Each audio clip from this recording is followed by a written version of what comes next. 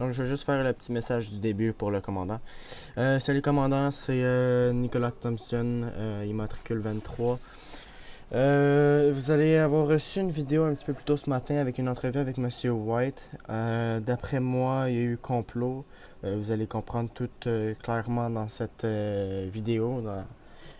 On est avec Léonard Davinci et Jean-Claude. C'est pour en fait, ils vont vous expliquer. Ce que je me rappelle, la seule chose que je peux me rappeler, je vais commencer par ça, c'est que moi et Monsieur Deschamps, lieutenant Deschamps, on s'en allait faire une pratique pour course-poursuite, on s'en allait se pratiquer. Donc, comme ça suit, on va laisser la parole aux ambulanciers. Je vous laisse, vous pouvez dire ce que vous avez à dire. Très bien. Donc, moi, c'est Jean-Claude. Je suis chirurgien-chef de l'hôpital ici à Atlantic City. On a reçu un appel aujourd'hui, en fait, aux alentours de 17h30, concernant un homme qui aurait besoin d'assistance. On s'est dirigé sur les lieux, docteur Davinci et moi-même. Sur place, on a surprenamment, en fait, on était surpris de voir Monsieur Arthur Deschamps, là, un de vos officiers de police, qui nous a accueillis, nous a renseigné brièvement sur la situation. La situation était qu'un homme euh, aurait malencontreusement sauté d'un édifice moyennement haut et nous a mentionné là, qu'il se serait bon, fracturé la tête, qu'il y aurait une perte de sang là, importante sur les lieux. À ma surprise, en fait, lorsqu'on a vu la victime au sol, j'ai demandé, lorsque j'ai aperçu en fait que c'était Monsieur Thompson, j'ai demandé à Monsieur Deschamps, ben en fait, si c'était bien son collègue officier de police. Il nous a répondu que ce dernier était à ce moment non en service et que fallait pas se fier au linge qu'il portait présentement sur lui, qu'il était non, qu'il était pas en service et qu'il avait sauté d'un toit là, sans vouloir nous donner plus de détails que ça. À notre arrivée à l'hôpital, après le transport préhospitalier, on a rapidement fait des manœuvres de réanimation qui ont été fructueuses. On a été capable de réanimer là, M. Thompson. Mais à notre grande surprise, en fait, en faisant notre examen secondaire, on s'est rendu compte qu'il y avait des brûlures significatives, pancorporelles, de troisième et même quatrième degré par endroit, laissant croire là, qu'il y avait eu des brûlures causées par l'utilisation d'un accélérant, puis probablement là, secondaire à un acte criminel. Ce qui ne va pas avec l'histoire que M. Deschamps nous a laissé savoir lorsqu'on s'est présenté sur les lieux. Soit dit en passant que le monsieur avait sauté du toit tout simplement sans nous laisser croire qu'il y avait eu un feu à quelconque moment lors de son événement. Suite à justement à la réanimation, on était capable de parler avec M. Thompson. C'est sûr qu'évidemment, là, ses souvenirs étaient flous, mais il nous a confirmé qu'il était bel et bien en service, qu'il était en train de pratiquer un exercice de pratique de course policière avec M. Deschamps et qu'il nous a fait la révélation, en fait, là, qu'il avait peut-être été victime d'un complot, soit par M. Deschamps, soit par M. White.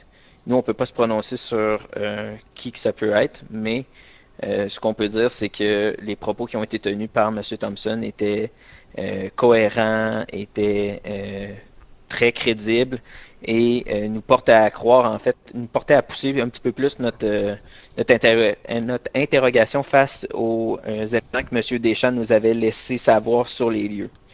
Surtout lorsqu'on a vu en fait des traces de brûlure sur les bottes de M. Thompson, euh, c'était clair et en fait facilement repérable qu'il y avait eu un acte criminel délibérément visant M. Thompson dans le but de mettre fin à sa vie en fait. Parfait, merci Monsieur Claude. Est-ce que vous avez quelque chose à rajouter, Monsieur Davinci? Oui, moi je confirme tout ce qu'a dit mon collègue ici, Jean-Claude. J'aimerais rajouter que j'ai bien vu, pas loin de là, un baril d'essence. Euh, mais je suis tout à fait d'accord avec ce qu'a dit Jean-Claude. C'est passé comme ça. Moi, je trouve qu'il y a bien un complot avec M. Arthur Deschamps. Ça, je ne sais pas si il a fait en sorte que votre vie soit en péril, mais ce qu'on peut constater que il a fait quelque chose en sorte que soit qu'il a mis de l'essence déjà préparée quand vous avez été au bout de sauter en bas ou que lui t'a poussé, ou soit que lui a tiré une balle à terre pour que le feu s'allume. Et ça, c'est beaucoup de scénarios qu'on peut se penser dans notre tête.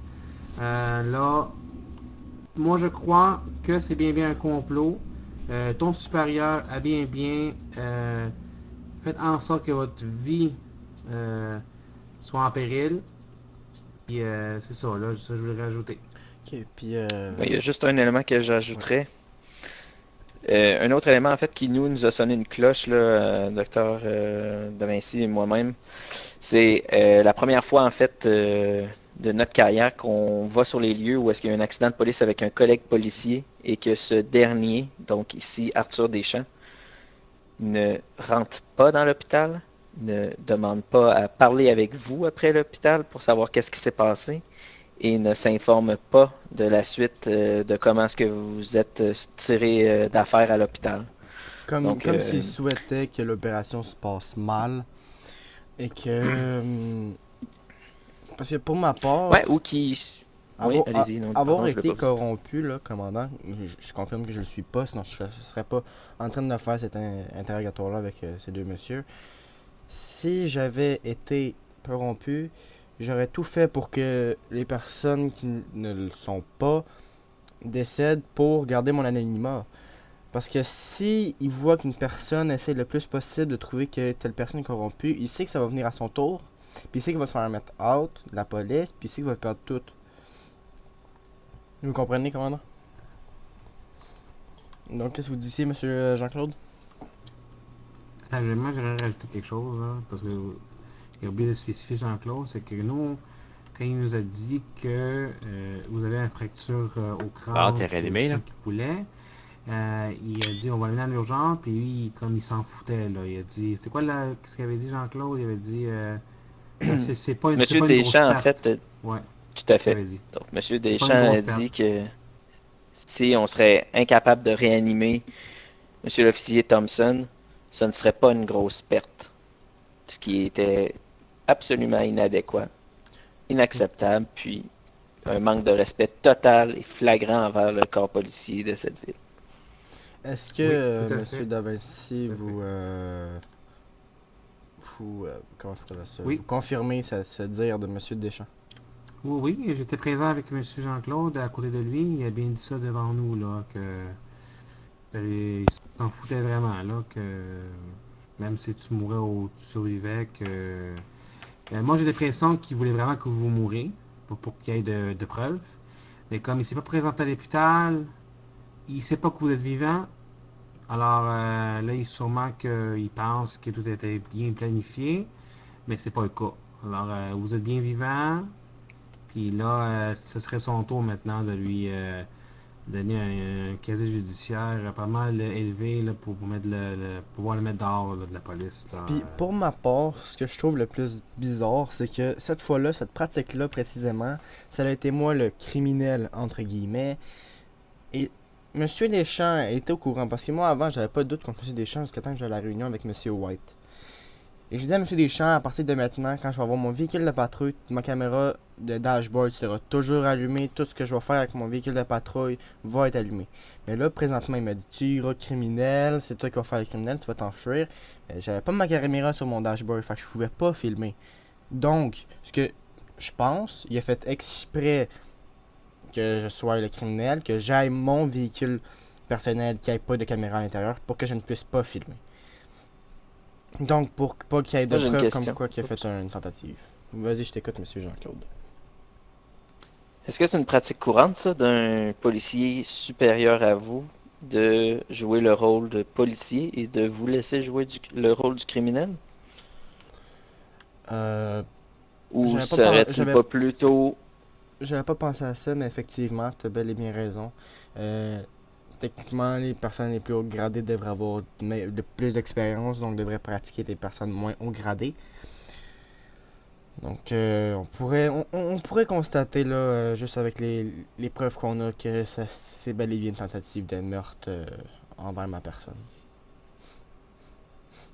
Pour Monsieur le commandant, évidemment, l'ensemble des éléments que nous, on a notés lors du transport sur les lieux, à l'hôpital, après la réanimation, jusqu'au moment où on se parle présentement, seront évidemment entièrement notés au dossier médical de M. Thompson.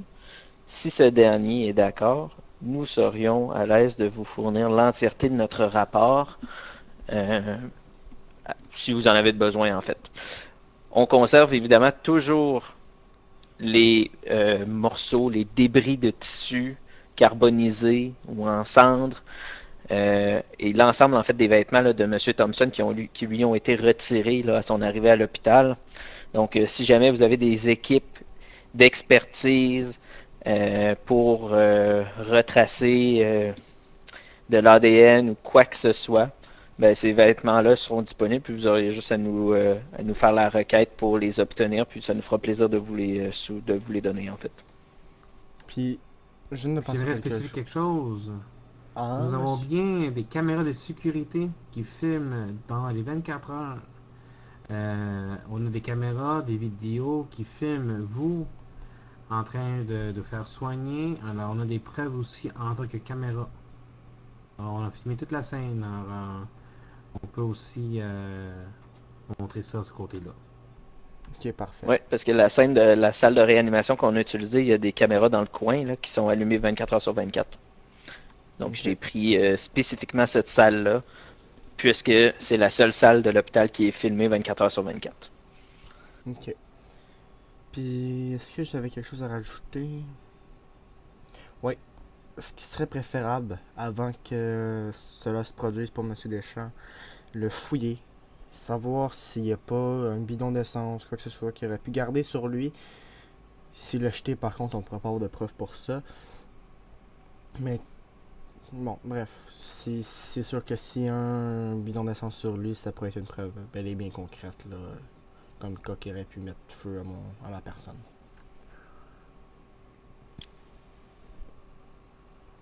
Et pour finir, commandant, je sais pas si tu reconnais cette pièce. On a été obligé, comme tu peux voir là sur mon téléphone, je suis présentement hors service. Pour si jamais Monsieur Deschamps arrivait en ville et quoi que ce soit et voulait tuer ma personne et essayer de faire une tentative de meurtre sur ces deux personnes. Pendant l'entrevue, on a été obligé de venir se cacher ici, où la prise de photos, que le seul moment qu'on vient ici, c'est pour prendre des photos. Donc c'est assez rare qu'on vient ici pour faire une entrevue, disons ça comme ça, un interrogatoire. Donc, je vais t'envoyer cette vidéo, tu devrais la recevoir d'ici même pas 8 heures, 5 heures maximum, là, moins que ça, même peut-être une demi-heure. Donc, je vais attendre que tu arrives en ville. J'espère que tu vas l'avoir sur ton ordinateur portable le plus rapidement possible. Et j'ai hâte qu'on mette fin aux corrompus de la police parce que pour ma part, c'est pas acceptable. Une ville avec des policiers corrompus n'est pas une ville légale. Donc, c'est terminé pour moi. Est-ce que vous avez quelque chose à rajouter, monsieur Claude ou monsieur Da Vinci? De ma Pour ma part, c'est part, ça tout est fait le beau. tour. Parfait, merci Oui, beaucoup. Pareillement.